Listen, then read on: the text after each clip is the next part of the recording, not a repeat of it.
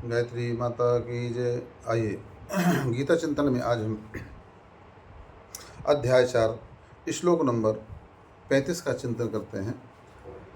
जैसा कि 34 में आपने सुना कि भगवान ने कहा कि अगर अपना हे अर्जुन कल्याण चाहते हो तो किसी ज्ञानी की शरण में जाना चाहिए, गुरु की शरण में जाना चाहिए, संत की शरण में जाना चाहिए, जो तत्ववेत्ता है उसकी शरण में जाना चाहिए, तत्वज्ञानी की शरण में जाना चाहिए। और जाने का तरीका बताया, साष्टांग दंडवत करते हुए उनको प्रसन्न करिए। इसके बाद में भगवान कहते हैं कि उससे फ़ायदा क्या होगा।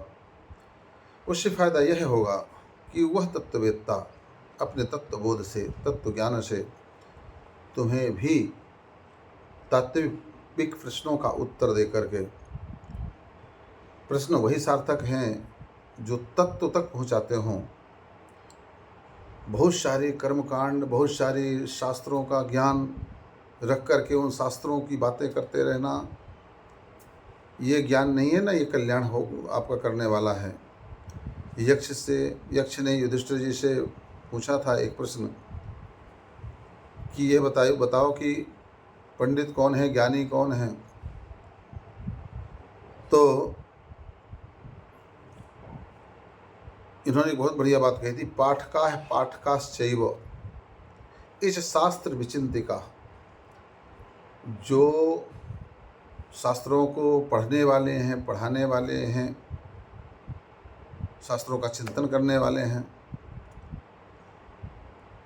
कंठस्थ कर किए हुए हैं, फलानी जगह से फलाना देख लो, फलाने शास्त्र में ऐसा लिखा हुआ है, बोले ये ज्ञानी नहीं है। ये कौन है? ये व्यसनो मूढ़ा, ये व्यसनी है, मूढ़ हैं। तो बोले फिर कौन ज्ञानी है? यह क्रियावान स पंडितः, जो क्रियावान है, जो इसको जीवन में उतार लिया है, धारण कर लिया है, वही पंडित है।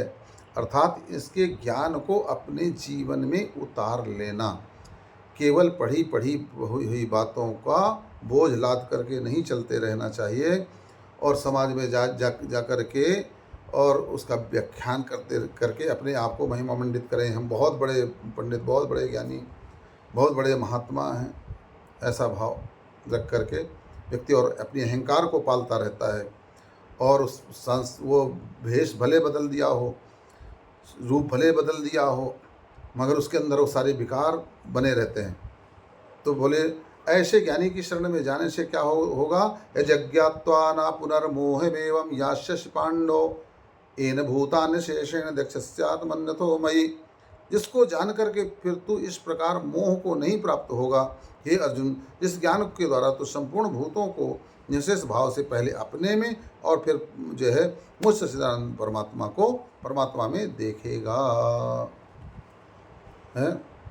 जब तत्व का बोध हो जाता है तो वह सारा ज्ञान संसार का अपने अंदर ही प्रकट हो जाता है और परमात्मा भी प्रकट हो जाता है। आत्मज्ञान को पाने का प्रयास ही योग है और इसको हमें सिद्ध करने का प्रयास करना चाहिए। बोले गायत्री माता की जय।